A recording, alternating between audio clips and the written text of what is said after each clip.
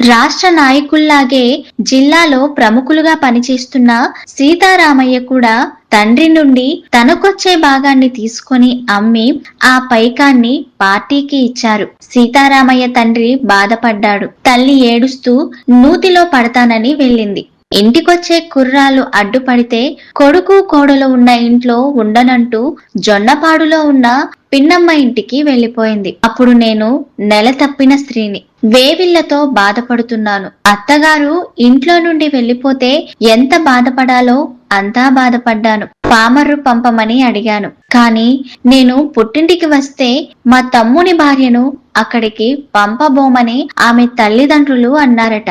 ఆ విషయం మా పుట్టింటి వారు గాని సీతారామయ్య గాని నాకు తెలియనీయలేదు. బాధపడతాననుకున్నారేమో. సీతారామయ్య నేను పామర్రు ఎప్పుడు వెడతానన్నా తనకిష్టం లేదనేవాడు. నేను లేకుండా తాను ఒక్కరోజు కూడా ఉండలేననేవాడు. తన కోసం పామర్రు వెళ్ళవద్దనేవాడు. మా అత్తవారి ఇంటి స్థితిని, నా గతిని గమనించిన జిల్లా పార్టీ వారు జొన్నపాడులో చిన్న హిందీ స్కూలును పెట్టించారు. సీతారామయ్యను అందులో టీచరుగా పనిచేస్తూ పార్టీ పని చూడమన్నారు.